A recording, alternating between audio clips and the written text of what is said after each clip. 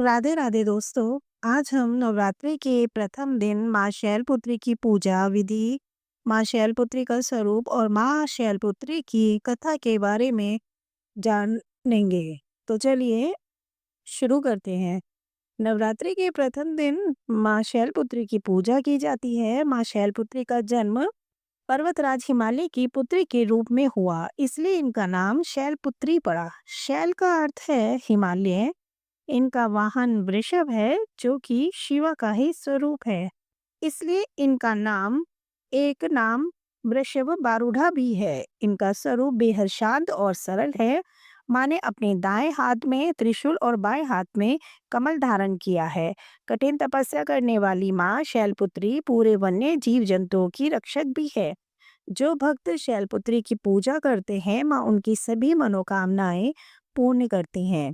नवरात्रि के प्रथम दिन माँ शैलपुत्री की पूजा की जाती है। पूजा के लिए सबसे पहले स्नान करें, फिर साफ कपड़े पहने और फिर एक चौकी रखकर माँ दुर्गा की प्रतिमा या तस्वीर स्थापित करें। इसके बाद विधि विधान से शुभ मुहूर्त पर कलश स्थापना करें और माँ शैलपुत्री का ध्यान करते हुए पूजा करें।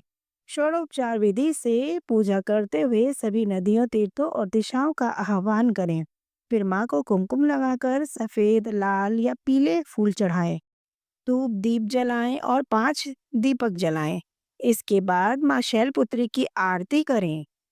आप इस दिन माँ शैलपुत्री की कथा जरूर सुने। दुर्गा चालीसा का पाठ करें, दुर्गा सप्तशती का पाठ करें और आरती करें। माँ शैलपुत्री को सफेद रंग बहुत प्रिय है, इसलिए इनकी पूजा में सफेद रंग की चीजों का भोग जरूर लगाएं। साथ ही पूजा में सफेद रंग की चीजों का अधिक से अधिक प्रयोग करें, जैसे सफेद फूल, वस्त्र, मिष्ठान आदि।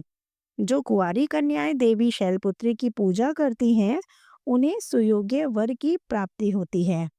चलिए जानते हैं माँ शैलपुत्री की कथा के बारे में। शिव महापुराण के अनुसार एक बार प्रजापति दक्ष ने एक बहुत बड़े यज्ञ का आयोजन किया। इस यज्ञ में उन्होंने सभी देवी देवताओं एवं ऋषियों को अपना यज्ञ भाग प्राप्त करने के लिए निमंत्रित किया, किंतु उन्होंने इस यज्ञ में अपने दामाद यानी भगवान शिव को आमंत्रित नहीं किया। यह समाचार माता सती ने जब सुना कि उनके पिता एक अत्यंत विशाल यज्ञ अनुष्ठान कर रहे हैं, तो माता सती का मन भी उस यज्ञ में शामिल होने के लिए व्याकुल हो उठा। इसके बाद माता सती ने यज्ञ में चलने के लिए भगवान शिव जी से आग्रह किया। तब भगवान शिव ने उत्तर दिया कि इस यज्ञ में समस्त देवी देवताओं एवं ऋषियों को आमंत्रित किया गया है, किंतु हमें यज्ञ भाग में नहीं बुलाया है। ऐसे स्थिति में बिना निमंत्रण के हमारा वहां जाना उचित नहीं है। किंतु शिवजी की इन विचारों से माता सती सहमत नहीं हुई और पिता के यज्ञ का हिस्सा बनने के लिए उस आयोजन में पहुंच गई।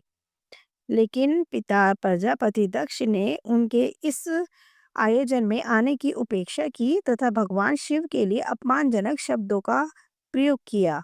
अपने पिता द्वारा अपने पति का यह अपमान देखकर माता सती का मन पश्चाताप व क्रोध से भर गया और वह इस दुर्व्यवहार को सहन नहीं कर सकी।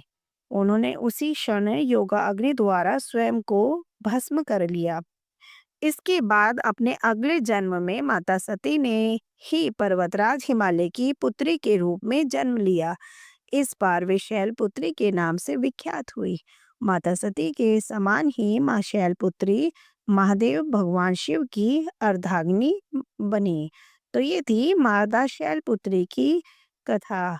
धन्यवाद।